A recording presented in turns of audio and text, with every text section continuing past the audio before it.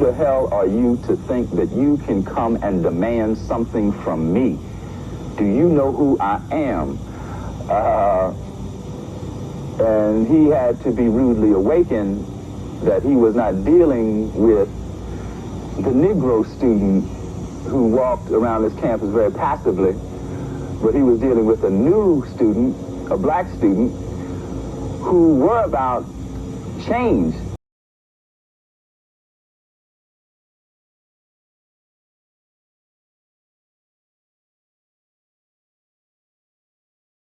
Hey everyone, it's Noah here, and we've been gone for a while, but a lot has happened on CSUN's campus, and we're here to talk about it. CSUN has long been shaped by student activism. From the protests in the late 1960s to the organizing happening today, students have continuously pushed the university to reflect the values it claims it stands for. And for many black students at CSUN, the work continues not out of hatred for the campus, but out of love for it. So what's going on right now? Well, Hands Off Students at CSUN, a coalition of students, staff, faculty, and community members at CSUN, among other organizations like Students Organizing Against Repression, better known as SOAR Coalition, CSUN's Students for Justice in Palestine, CSUN's Faculty for Justice in Palestine, and CSUN's California Faculty Association chapter, has called for changes to campus policing, surveillance practices, and student accountability systems. The coalition argues that some students are over-policed, surveilled, and unheard, while also calling for greater institutional transparency and community-based approaches to safety. Some of Hands Off Students' demands are increased transparency surrounding campus surveillance practices, reduced reliance on policing and armed enforcement, legal and financial support for students impacted by police action, and greater investment in student-centered safety and wellness resources.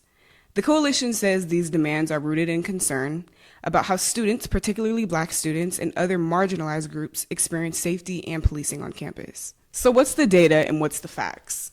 Well, CSUN Police Department's publicly available stop data offers a broader look into policing on campus. According to the department's reportings, traffic violations make up majority of stops. Hispanic or Latin individuals represent the largest number of people stopped, and most of the individuals who were stopped were cisgender men. While most Black and African American individuals make up a smaller percentage of overall stops, Hands Off Students argues that the numbers become way more significant when compared to campus demographics. The coalition points to data showing that Black students make up roughly 5% of CSUN's student population, while accounting for approximately 13% of documented police stops. Organizers say that disparity reflects a larger concern around how Black students experience policing, surveillance, and safety on campus.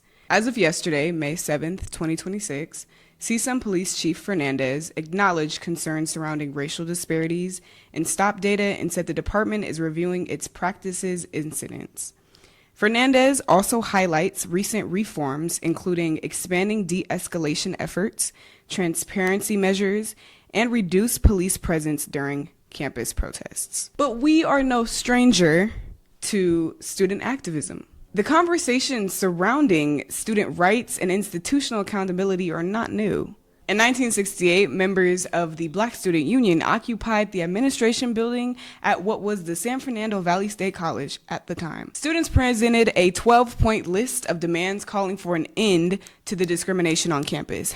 Those demands included Black student programs, increased Black student enrollment, more Black faculty, and a stronger institutional support system. The activism became part of what we know now as Stormer Valley State. And despite arrests, police presence, and unrest, the movement permanently changed this university. Programs like Africana Studies and EOP grew directly out of those students' demands. So what's the connection? More than 50 years later, Black students at CSUN are still organizing, still building community and advocating for change. But today's activism looks different. The ways organizations are connecting, it exists through organization efforts, cultural spaces, conversations surrounding campus safety, and students creating support systems for one another. And while some students believe the institution still has work to do, many also say they genuinely love this campus and the community they've built here. Because for many Black students here, CSUN is both a place that has created opportunity and a place that they still want to improve. So the big question is, Maybe that's the real legacy of Storm Valley State. Not conflict for the sake of conflict, but students believing that this university is worth fighting for. So now the question becomes, what does fighting for CSUN look like today? Because despite ongoing concerns and difficult conversations, Black students continue to create spaces of joy, culture, activism, and support all across campus. Student organizations, events, mentorship, community spaces, they are actively shaping what it means to belong at CSUN, and in turn, what it means to be a Black Matador. And in many ways, that can be the strongest reflection of the institution's evolution. Where do we go from here? In closing, CSUN's story hasn't always been simple. It's a story that's shaped by activism, tension, progress, and community. And today, another generation of students is continuing that story in its own way, not just by criticizing the institution, but by helping what becomes next. This is not an easy story to cover. It's not an easy story to talk about because it does talk about the disparities of Black students on campus and what Black students are experiencing.